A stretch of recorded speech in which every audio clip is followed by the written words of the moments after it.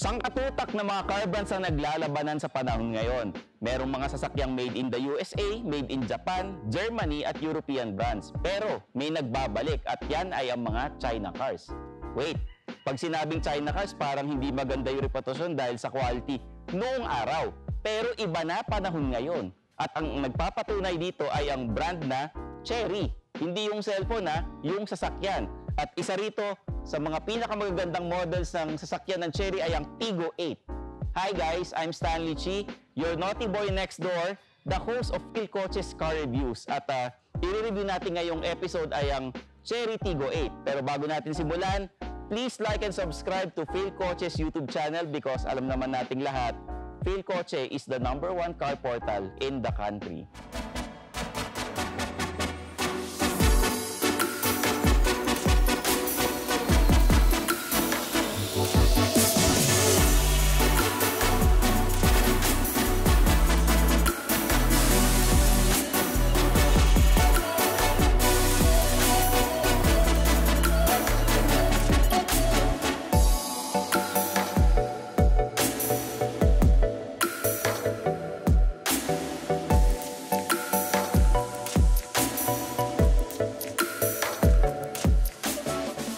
Yung front exterior ng Tigo 8, tingnan nyo naman yung front grille niya. Malangipin, parang naka-brace. Tapos meron siyang wrap-around na headlights. Meron tayong DRL dito na nakapalibot. Tapos meron tayong sensors on both sides.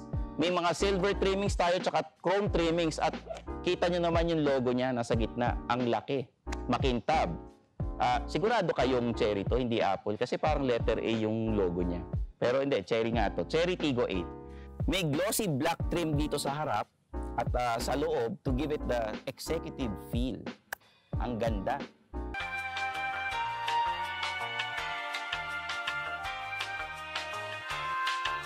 Pagdating sa makina, ang Chery Tigo 8 ay may 1.5 liter turbo gasoline engine. Sakto sa makina at hindi maingay. The Chery Tigo 8 produces an output of 145 horsepower and 210 Nm of torque. It comes with a 6-speed dual-clutch transmission. In terms of fuel economy, we got 7 km per liter while driving at average speed of 20 km per hour. So sakto lang to pagdating sa konsumo ng gasolina. Take note, itong Tigo 8 ay panlaban ng Chery sa mga mid-size SUV segment sa bansa. The Tigo 8 has 18-inch alloy wheels, gunmetal ang kulay, tapos yung black cladding niya, di ba? It complements the glossy black front grille, yung overall design niya. Tingnan niyo yung gulong, galing kay Batman. The side profile of the Tigo 8 has strong character lines and chrome trimmings all over. Meron sa taas, meron sa baba. The black cladding, meron din dito sa baba, no? At meron din, kinomplement yung design dito sa taas. Meron ditong roof rails at yung gulong niya, yung mga iba kasing car enthusiast, pinapalitan yung mugs para black yung mugs, black lahat, no? Pero dito standard na yung pagiging black design ng mugs ng sasakyan. Usong-uso sa mga side mirror natin ngayon yung naka-integrate na yung signal lamps. Tapos may sensor sa ibaba. Sa likod ng Tigo 8 ay mula itaas may shark fin antenna, may spoiler na may third brake lights.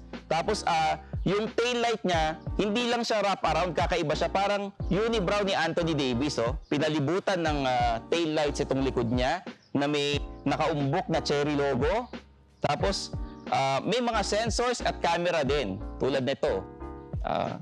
The chrome trimmings medyo kinontian nila kasi ito lang sa may reflector lang, tapos merong silver trim sa ibaba. Mga paps, halika rito. Tingnan nyo to.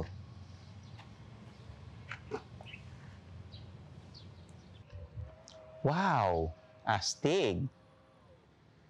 Kung naluluwagan na kayo dito sa likod, at meron pa kayong gustong ilagay, kung halimbawa, single na kutsyon, natutupi yung second row seats.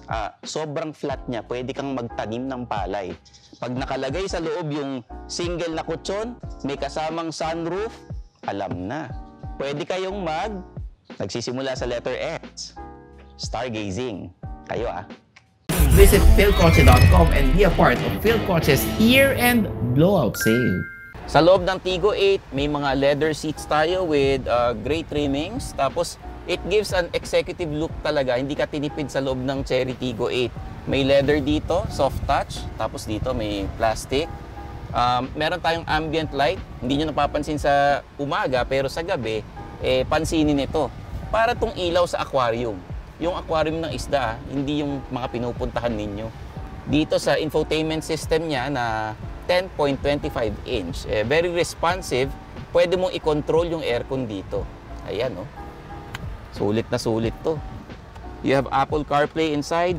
Dito, may saksakan ng USB para sa mga saksakan ng pogi tulad ko. At ito, may power outlet pa. The physical controls of the infotainment system, nandito parang yung sa mga pindutan ng mga bintana.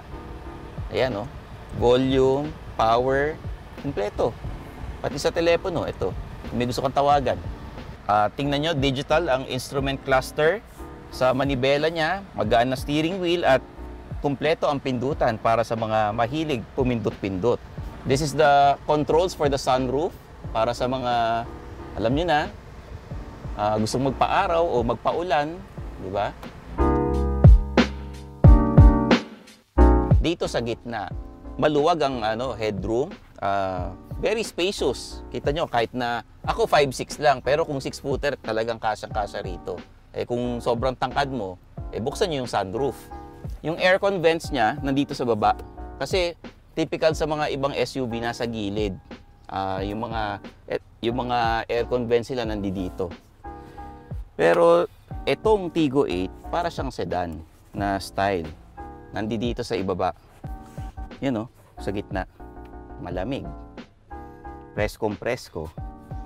Kung gusto nyong itupi ito, ang gagawin nyo lang, ganyan, para makapasok. Ayan, oh. Okay. Babalik natin. Pagka gusto nyo naman itupi, gusto nyo maglagay ng kutsyon, dito yung pindutan niya. Automatic. Okay, ganun din dito.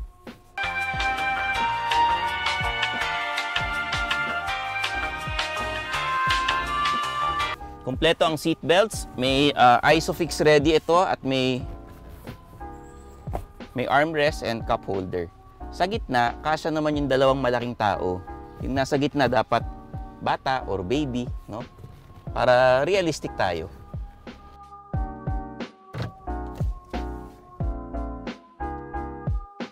When it comes to driving performance, this Tigo 8 can deliver the goods. The first thing that we notice with this vehicle is its light steering feel, which comes in handy when you're driving in the city. The Tigo 8's light steering responds right away even with minimal inputs, which helps lessen driving fatigue. Moreover, it helps you park the vehicle with ease, and maneuvering through the city is not a problem. However, keeping the Tigo 8 centered within the lane could sometimes require more effort than usual due to the light steering feel. The ride comfort of the Tigo 8 is also good as it absorbs the dilapidated roads along EDSA within reason. The Tigo 8 can take a beating when you encounter potholes. However, the suspension is a bit firm, but not too much. This results in a bit of a bumpy ride, but not to the point where the ride comfort is compromised. When it comes to power delivery, the Tigo 8 didn't disappoint. It accelerates well, and the engine gives you the power you need, especially when you want to overtake slower vehicles. However, you can feel a slight amount of shift shock when the transmission is at low gears. Dagdag na rin namin, the Tigo 8 comes with 6 airbags, anti-lock brake system, hill descent control, cruise control, among many others. Eto na tayo sa Phil Kotse Grid. For aesthetics, wala akong masabi sa sakyan na ito. Ang angas na mukhang pang-executive. Kita nyo naman sa front grille niya, parang may mga ngipin na nakalabas.